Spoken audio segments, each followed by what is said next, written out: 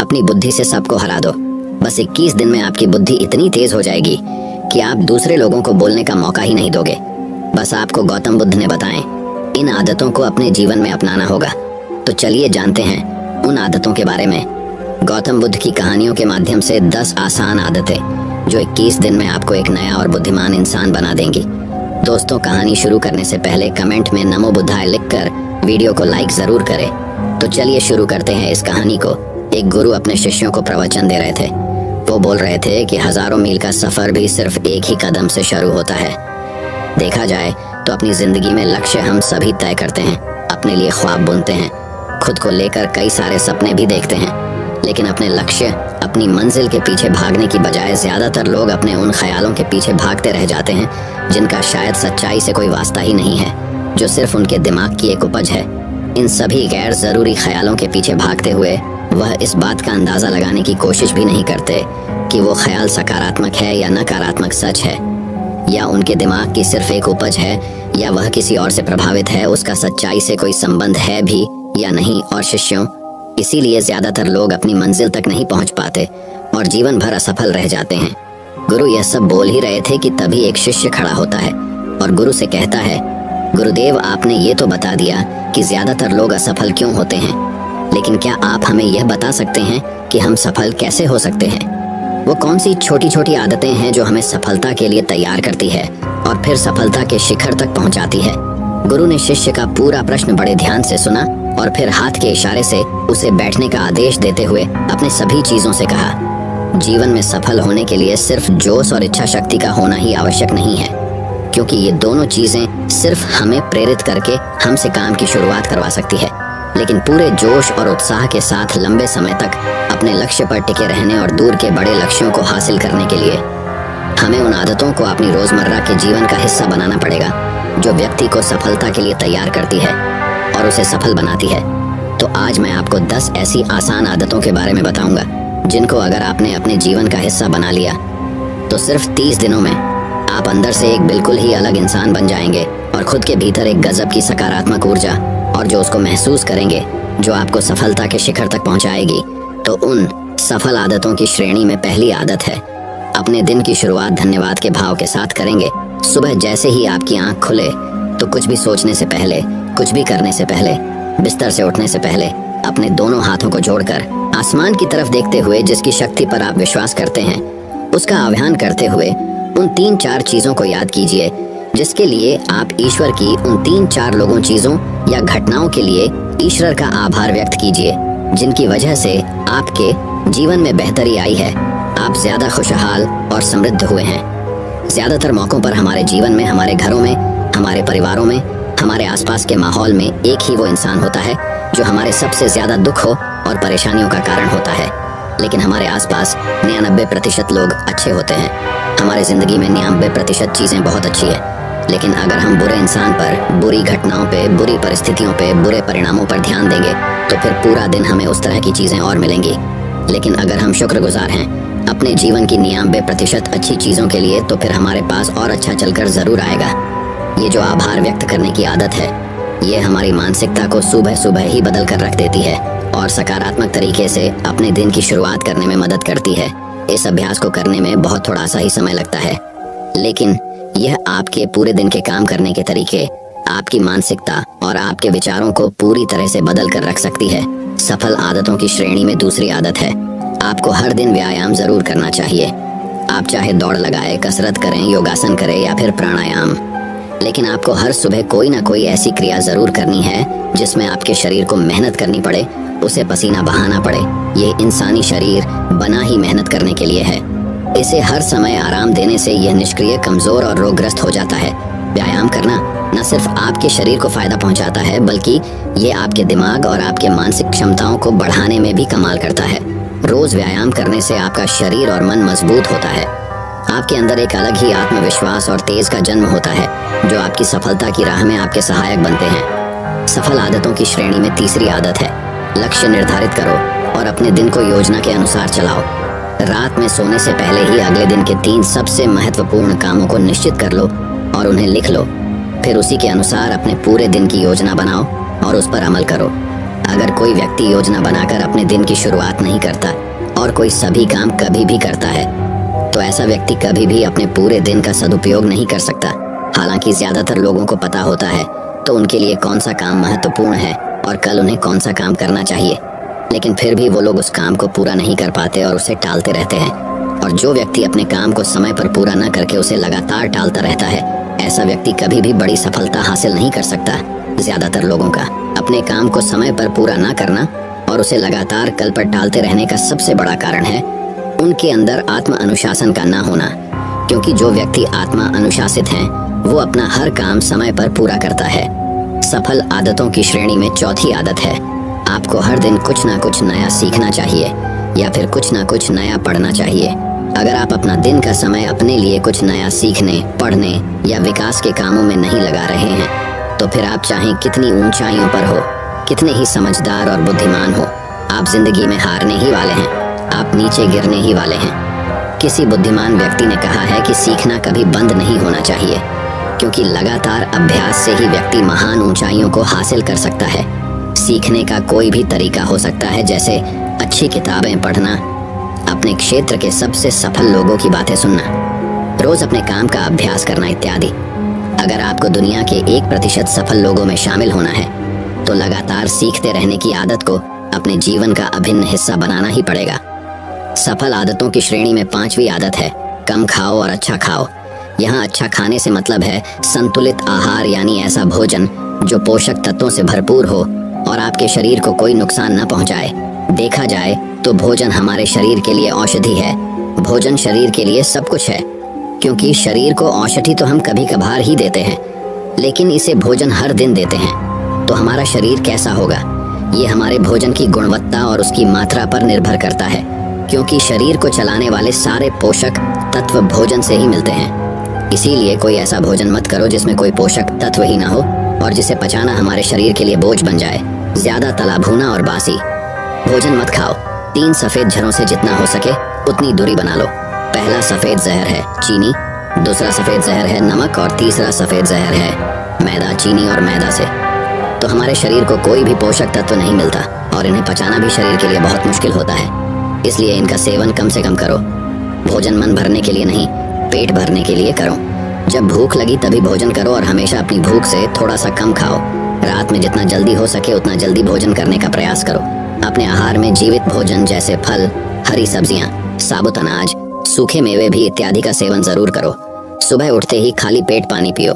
भोजन करने से पहले पानी पियो, लेकिन भोजन करने के तुरंत बाद पानी कभी मत पियो। भोजन हमेशा शांत चित्त और प्रसन्न मन के साथ करो और भोजन ग्रहण करते समय उसका पूरा आनंद लो। हम जैसा अपने शरीर को भोजन देते हैं, यह उसी के अनुसार काम करने लगता है। इसीलिए अपने भोजन और उसकी गुणवत्ता का ध्यान रखो। सफल आदतों की श्रेणी में छठी आदत है, उनके साथ हर दिन थोड़ा सा समय बिताओ जो आपसे सच्चा प्रेम करते हैं, आपकी परवाह करते हैं, जैसे आपके माता पिता, भाई बहन या फिर आपके सच्चे मित्र। ये एक आदत आपके परिवार में खुशी और शांति लाती है। परिवारजनों के बीच प्रेम और एकता बढ़ती है, जिससे आप ज्यादा खुश और शांत रहने लगते हैं। पारिवारिक तनाव कम होने की वजह से अपने जरूरी कामों पर ज्यादा ध्यान दे पाते हैं और ज्यादा अच्छे परिणाम हासिल कर पाते हैं। सफल आदतों की श्रेणी में 7वीं आदत है, हर दिन थोड़ा सा समय खुद के लिए भी निकाले और इस थोड़े से समय में आपके साथ कोई और नहीं होना चाहिए। ये आपका अपना समय है जिसमें आप अकेले एकांत में रहेंगे, खुद के बारे में चिंतन करेंगे, खुद की अच्छाइयों और बुराइयों के बारे में विचार करेंगे, अपने भविष्य के बारे में सोचेंगे, अपने काम के बारे में सोचेंगे, अपने भीतर उतरने का प्रयास करेंगे। इन एकांत के पलों का उपयोग आप खुद को और भी बेहतर तरीके से जानने और समझने में करेंगे। इस समय आप खुद की कमियों के बारे में विचार करेंगे और उन्हें कैसे ठीक कर सकते हैं, इस पर मंथन करेंगे। सफल आदतों की सूची में 8वीं आदत है, समय का सही प्रबंधन करना, उसका सही उपयोग करना। जिंदगी दिनों, महीनों और सालों में गिनी जाती है, तो जिसने अपना दिन संभालना सीख लिया उसका महीना संभल जाएगा, और जिसने अपने महीने संभालने सीख लिए उसके साल संभल जाएंगे, और जिसके साल संभल गए उसकी पूरी जिंदगी संभल जाएगी।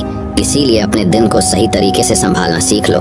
जो सबसे महत्वपूर्ण काम है उन्हें सबसे पहले खत्म करो। जिंदगी के किसी भी क्षेत्र में देख लो, घंटे तो सबके पास 24 ही होते हैं, लेकिन इन्हीं 24 घंटों में कुछ लोग कमाल कर जाते हैं। अपने एक हैं जीवन में न जाने कितने सारे काम कर जाते हैं, लेकिन दूसरी तरफ ज्यादातर लोग छोटे छोटे कामों में ही उलझे रह जाते हैं और जीवन भर यही कहते रहते हैं कि इस काम के लिए समय नहीं है, उस काम के लिए समय नहीं है। तो आखिर समस्या कहाँ है? समस्या है अपने समय का सही प्रबंधन न कर पाना। सफल आदतों की श्रेणी में 9वीं आदत है, रात में जल्दी सोएं और सुबह जल्दी उठे। जो व्यक्ति सुबह जल्दी उठता है उसे कुछ अतिरिक्त समय मिल जाता है सबसे महत्वपूर्ण कामों को खत्म करने का, जैसे ध्यान का अभ्यास, व्यायाम, किताबें पढ़ना इत्यादि। सुबह जल्दी उठकर ध्यान का अभ्यास करने से दिन भर मन शांत और प्रसन्न रहता है। इसके साथ ही सुबह जल्दी उठकर काम शुरू करने से व्यक्ति का काम समय पर पूरा हो जाता है और वह बेवजह की चिंता और तनाव से बच जाता है। सुबह जल्दी उठकर काम खत्म करने से व्यक्ति के अंदर एक ऐसा अनुशासन जन्म लेता है जो उसे सफलता के शिखर तक पहुंचा सकता है। सफल आदतों की श्रेणी में 10वीं आदत है, वीर्यनाश, धूम्रपान और मदिरापान से बचे। ये तीनों ही काम ऐसी बुरी लत है जो निश्चित रूप से आपको पीछे ले जाने वाली है। ये तीनों ही काम आपके मानसिक और शारीरिक स्वास्थ्य के लिए बहुत ही हानिकारक है। वीर्यनाश आपके तेज और कांति को खत्म करता है और साथ ही आपको शारीरिक व मानसिक रूप से कमजोर बनाता है। हालांकि इन तीनों ही चीजों को छोड़ना आसान नहीं होता, लेकिन अगर आप चाहे तो मजबूत इरादे और दृढ़ इच्छा शक्ति के बल पर इन्हें छोड़ सकते हैं, इनसे निजात पा सकते हैं। इतना कहने के बाद गुरु ने अपना प्रवचन समाप्त कर दिया और वह मौन हो गए। यह देखते ही सभी चीजें समझ गए कि अब यहाँ से जाने का समय हो चुका है। उन सब ने इस जानकारी के लिए गुरु का धन्यवाद किया और वहां से चले गए। तो दोस्तों, उम्मीद करता हूँ आपको इस कहानी से एक अच्छी सीख मिली होगी। ये कहानी आपको कैसी लगी हमें कमेंट बॉक्स में कमेंट करके जरूर बताएं। अब चलिए दोस्तों, जानते हैं कि अपने बुद्धि को सबसे तेज और धारदार कैसे बनाएं। तो चलिए हमारे दूसरे कहानी की शुरुआत करते हैं। दूसरी कहानी, बुद्धिमानी से जुड़ी गौतम बुद्ध की कहानी। एक गांव में एक लड़का था जिसका दिमाग बहुत तेज था। उसकी यह खासियत थी कि वह किसी भी चीज को बहुत ही आसानी और कम समय में सीख लेता था, जबकि उसी चीज को सीखने और समझने के लिए अन्य लोगों को काफी समय लग जाता था।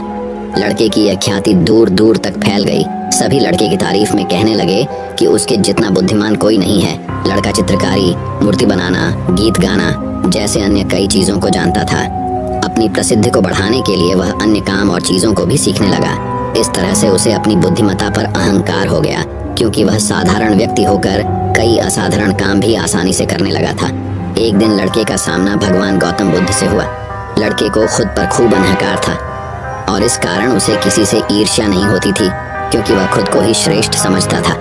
लेकिन पहली बार उसे गौतम बुद्ध को देख ईर्ष्या हुई और वह अपनी तुलना बुद्ध के साथ करने लगता है। वह देखता है कि बुद्ध के पास भिक्षा मांगने के लिए एक कटोरा है और उसके पास अपार धन। बुद्ध ने साधारण वस्त्र धारण किए थे और उसके वस्त्र कीमती थे। बुद्ध नंगे पैर थे और वह नंगे पांव जमीन पर पैर भी नहीं रखता था। इस तरह से लड़का एक नहीं बल्कि कई चीजों से गौतम बुद्ध के साथ अपनी तुलना करने लगा। हर चीज से तुलना करने के बाद वह मन ही मन सोचता है कि आखिर मैं इस भिक्षु के साथ अपनी तुलना क्यों कर रहा हूँ, जबकि इसका और मेरा जीवन बिल्कुल अलग है। वहां मौजूद सभी लोग गौतम बुद्ध का सम्मान कर रहे थे। लड़का सोचने लगा कि आखिर इनमें ऐसा क्या है जो मुझ में नहीं है, जिस कारण मेरे भीतर इनके प्रति ईर्ष्या पैदा हो गई। अपने मन में चल रही जिज्ञासा को शांत करने के लिए वह बुद्ध के पास जाता है। तो आखिर वास्तव में कौन है बुद्धिमान? बुद्ध के पास जाकर वह कहता है, मैं इस गांव का सबसे बुद्धिमान व्यक्ति हूँ और आप अपने आसपास जो भी देख रहे हैं मैं वह सब करना जानता हूँ। मैं किसी भी कार्य को बहुत कम समय में सीख लेता हूँ, इसलिए सभी लोग मेरा सम्मान करते हैं। लेकिन फिर भी आपको देख मेरे भीतर ईर्ष्या पैदा हो गई। इसलिए मैं जानना चाहता हूँ कि आपकी उपलब्धि क्या है। सभी आपको इतना आदर सम्मान क्यों दे रहे हैं? लड़के के सवाल का जवाब देते हुए बुद्ध कहते हैं, मेरी कोई उपलब्धि नहीं है, लेकिन तुम कह सकते हो कि मेरी यही एक उपलब्धि है। बुद्ध लड़के से पूछते हैं, क्या तुम्हें निंदा अच्छी लगती है?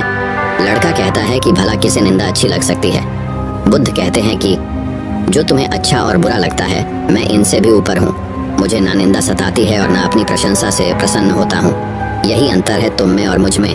बुद्ध कहते हैं, तुमने सैकड़ों काम सीखे लेकिन सबसे जरूरी काम को सीखना भूल गए। लड़का पूछता है, कौन सा काम? अब इस प्रकार बुद्ध ने दिया बुद्धिमान होने का ज्ञान। बुद्ध कहते हैं कि क्या तुम्हें मन को नियंत्रण करना आता है? ये बात सुनकर लड़का समझ जाता है कि उसे बुद्ध से ईर्ष्या क्यों हुई। बुद्ध कहते हैं, जिसने संपूर्ण जगत जीत लिया लेकिन अपने मन को नहीं जीत पाया, उसने कुछ भी नहीं जीता। वहीं जिसने अपने मन को जीता लेकिन अपना सब कुछ गंवा दिया, फिर भी उसने सब कुछ जीत लिया। बुद्ध की यह बात सुन लड़के का अहंकार टूट गया। उसने बुद्ध से कहा कि क्या आप मुझे अपने मन को जीतना सिखा सकते हैं? बुद्ध कहते हैं जरूर, लेकिन इसके लिए मैं तुम्हारी सभी उपलब्धियां छीन लूंगा। लड़का कहता है मैं तैयार हूँ। इसके बाद से ही लड़का ध्यान लगाने लगता है, क्योंकि ध्यान से ही मन को वश में किया जा सकता है। तो दोस्तों, अब चलिए बढ़ते हैं हमारे तीसरी कहानी की तरफ। तीसरी कहानी, दिमाग की धार को कैसे तेज करें। लगभग हम सभी लोग जानते हैं और साइंस भी यह सिद्ध कर चुका है कि हम हमारे दिमाग का मैक्सिमम 10% ही यूज कर पाते हैं, और इसमें से ज्यादातर हमारा दिमाग बचपन में ही सब कुछ सीखता है और सबसे ज्यादा एक्टिव रहता है, क्योंकि हम हर रोज कुछ न कुछ नया कर रहे होते हैं। रोज पढ़ते हैं, नए नए खेल खेलते हैं और हमेशा एक्टिव रहते हैं। किंतु जैसे जैसे हम बड़े होते हैं, हमारे रोज के कामों में इतने व्यस्त हो जाते हैं कि कुछ नया करने और सीखने का मौका ही नहीं मिलता। लेकिन यदि हम अपने दिमाग को धार देते रहे तो हम दुनिया में जल्दी आगे बढ़ सकते हैं। यह सीखा मैंने इस कहानी से। अफ्रीका में एक पेड़ काटने वाली कंपनी थी, जिसमें वहां के लोग पेड़ काटने का काम करते थे। जिसमें जॉन नाम का एक वर्कर था जो पिछले 8 सालों से पेड़ काटने का काम कर रहा था। उसी कंपनी में एक बिल नाम का नया वर्कर लगता है और एक ही साल में उसकी सैलरी बढ़ जाती है और प्रमोशन भी मिल जाता है। ये बात जॉन को पता लगती है तो वह कंपनी के मैनेजर के पास जाता है और कहता है, सर इस कंपनी में मेरे साथ अन्याय हो रहा है। मैनेजर बोलता है, नहीं जॉन, इस कंपनी को मैं मैनेज करता हूँ, ऐसा तो कुछ नहीं है। अगर तुम्हें कोई प्रॉब्लम है तो मुझे बताओ। जॉन बोलता है, सर मैं पिछले 8 साल से काम कर रहा हूँ, लेकिन मेरा प्रमोशन नहीं हुआ और सैलरी भी वही है। लेकिन बिल, जो कि 1 साल पुराना ही है, उसकी सैलरी बढ़ गई और प्रमोशन भी हो गया, जबकि प्रमोशन तो मेरा होना चाहिए था। इसके बाद मैनेजर बोलता है, देखो तुम बहुत ईमानदार और मेहनती हो, मैं यह बात मानता हूँ, लेकिन कंपनी के नियम के अनुसार जो ज्यादा पेड़ काटता है उसे ज्यादा सैलरी मिलती है और प्रमोशन भी जल्दी होता है। तुम पहले भी रोज 4 पेड़ काटते थे और अब भी 4 पेड़ ही काटते हो, लेकिन वह रोज 8 पेड़ काटता है, इसलिए उसे जल्दी प्रमोशन मिला। तुम भी रोज 8 पेड़ काटो, तुम्हें भी प्रमोशन मिल जाएगा। यह बात सुनकर जॉन लौट जाता है और रोज से ज्यादा मेहनत करता है और ज्यादा देर तक काम करता है। कुछ दिनों के बाद जॉन फिर मैनेजर के पास आता है और बोलता है, सर मैं अब ज्यादा मेहनत कर रहा हूँ और ज्यादा समय तक काम करता हूँ, लेकिन फिर भी मैं रोज सिर्फ 5 पेड़ ही कर पाता हूँ। बिल रोज 8 पेड़ कैसे काटता है? मैनेजर ने कहा, यह बात तो तुम्हें बिल ही बता पाएगा, तुम बिल से जाकर पूछ लो। अगले दिन जॉन बिना संकोच किए बिल के पास जाता है और पूछता है कि बिल तुम रोज 8 पेड़ कैसे काट लेते हो? मैं पूरी मेहनत करके भी सिर्फ 4 से 5 पेड़ ही काट पाता हूँ, क्या तुम मुझे बता सकते हो कि तुम पेड़ कैसे काटते हो? बिल कहता है, पहले तुम बताओ जॉन कि तुम अपनी कुल्हाड़ी को धार कब लगाए थे? जॉन, मैंने पिछले हफ्ते ही धार लगाई थी। बिल कहता है, मैं हर पेड़ काटने के बाद 2 मिनट का समय निकालता हूँ और अपनी कुल्हाड़ी को धार देता हूँ, और जो पेड़ तुम 2 घंटे में काटते हो वह मैं 1 घंटे में ही काट देता हूँ। धार देने वाले 2 मिनट मेरे आने वाले 58 मिनट बचा देते हैं और मैं रोज 8 पेड़ काट लेता हूँ।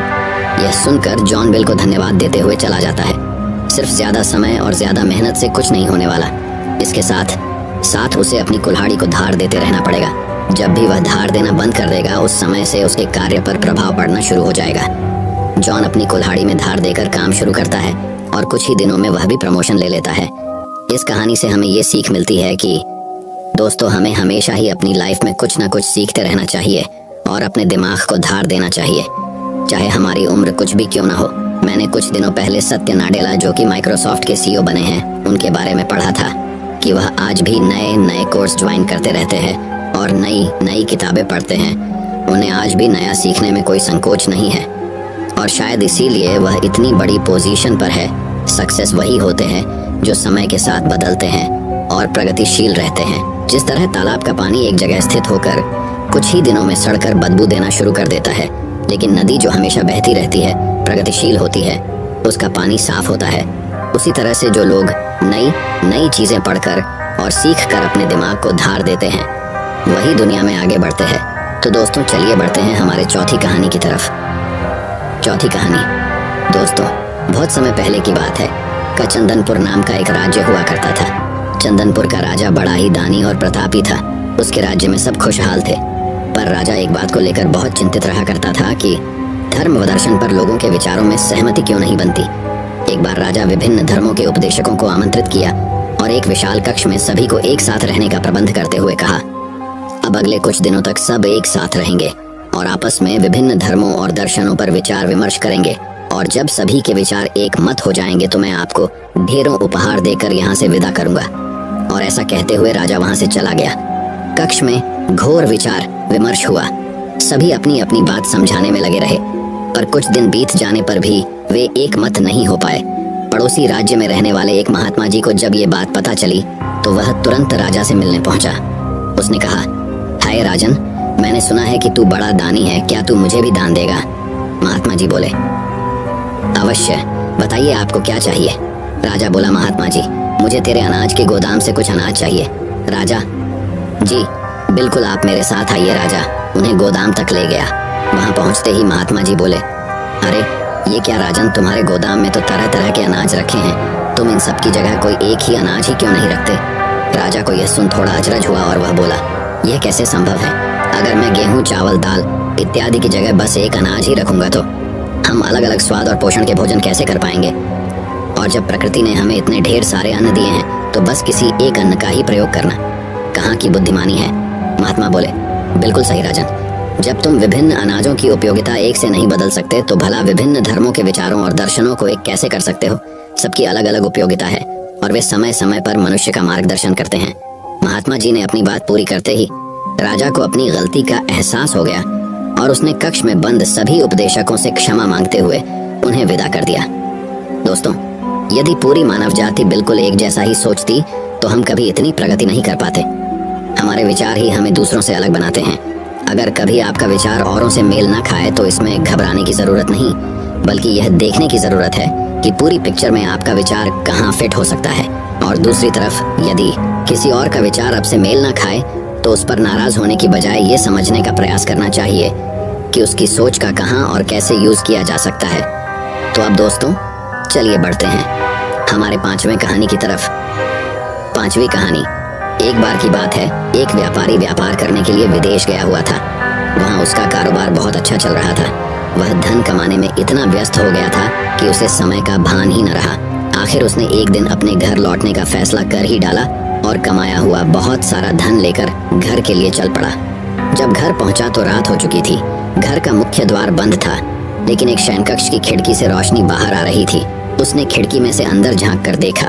उसने जो देखा सहसा उसे विश्वास ही नहीं हुआ। उसे अपने पैरों के नीचे से जमीन खिसकती हुई प्रतीत होने लगी। उसने देखा कि शयन कक्ष में उसकी पत्नी के पास एक युवक भी लेटा हुआ है। ऐसी स्थिति में उसका अपनी पत्नी के चरित्र पर संदेह होना अस्वाभाविक नहीं था। व्यापारी ने विचार किया कि ऐसे घर में रहने का क्या औचित्य हो सकता है जहां ऐसी स्त्री हो। उसने फौरन निर्णय लिया कि पत्नी और उसके पास लेटे युवक को मारकर चुपचाप वापस निकल जाऊंगा और अलग घर बसाने का प्रयास करूंगा। तभी उसकी नजर शयन कक्ष की दीवार पड़ी जहां एक श्लोक लिखा था। उसने उस श्लोक को पढ़ा। श्लोक में लिखा था, सहसा विदधीत न क्रियाम विवेक परमापदाम पदम वृणुते ही विमृश्य कारणम गुण लुब्ध स्वयमेव संपद। अर्थात किसी कार्य को बिना विचारे एकाएक नहीं करना चाहिए, क्योंकि सोच विचार न करना बड़ी विपत्तियों का कारण है। जितनी भी प्रकार की संपत्तियां हैं, सोच समझकर कार्य करने वाले व्यक्तियों के गुणों से आकर्षित होकर स्वयं ही उसके पास आ जाती हैं, उसे समृद्ध कर देती हैं। यह पढ़ते ही व्यापारी ने अपना निर्णय बदल दिया और घर का दरवाजा खटखटाया। पत्नी ने दरवाजा खोलने से पहले काफी पूछताछ की और जब वह पूरी तरह से आश्वस्त हो गई कि दरवाजा खटखटाने वाला उसका पति ही है, तो उसने शीघ्रता से दरवाजा खोल दिया। पति को देखकर पत्नी की प्रसन्नता की सीमा न रही। उसने फौरन युवक को भी जगाया और पति से कहा कि ये आपका पुत्र है, जो अब पूरे 20 वर्ष का हो गया है। 18 वर्ष पहले जब आप विदेश गए थे तो ये 2 साल का था। भावातिरेक में पिता की आंखों से आंसू बहने लगे। उसने पुत्र को हृदय से लगाकर प्यार किया। अब व्यापारी का संदेह खत्म हो चुका। दोस्तों में एक श्लोक के सार्थक संदेश ने न केवल उसे पुत्र हत्या होने के पाप से बचा लिया, अपितु उसकी गृहस्थी भी उजड़ने से बच गई। विमर्शकारिता अर्थात सोच समझकर कार्य करना व क्षिप्रकारिता अर्थात जल्दबाजी न करना महान गुण है। जीवन में भ्रांतियां अथवा समस्याएं उत्पन्न होना स्वाभाविक है। जब अचानक कोई भ्रांति उत्पन्न हो जाए अथवा समस्या आ खड़ी होती है तो हम घबरा जाते हैं और फौरन प्रतिक्रिया करते हैं। इससे कई बार समस्या सुधरने की बजाय और बिगड़ जाती है। अतः हमें कभी भी बिना पर्याप्त विमर्श किए कोई कार्य नहीं करना चाहिए। कहा गया है कि जल्दी का काम शैतान का होता है। जिस प्रकार से रोग का उपचार करने के लिए उसका सही निदान अनिवार्य है, उसी तरह से कोई समस्या हो अथवा भ्रांति को दूर करने के लिए भी पर्याप्त विचार विमर्श करना अत्यंत आवश्यक है। दोस्तों, मैं उम्मीद करता हूँ कि यह कहानी सुनने से आपके जीवन में अच्छे बदलाव आए होंगे। आपको इस वीडियो से क्या सीखने मिला, ये कमेंट करके जरूर बताएं और अपने परिवार, दोस्तों या आपके करीबी इंसान के साथ ये कहानी शेयर करके उन्हें भी इस ज्ञान से परिचित करवाएं। बाकी अगर आपको यह वीडियो दिल से अच्छी लगी हो तभी इस वीडियो को लाइक कर देना, और आपने अब तक इस चैनल को सब्सक्राइब न किया हो तो चैनल को सब्सक्राइब भी जरूर कर देना। आपका हर दिन शुभ हो और खुशियों से आपका जीवन भरा रहे। धन्यवाद। नमो बुद्धाय।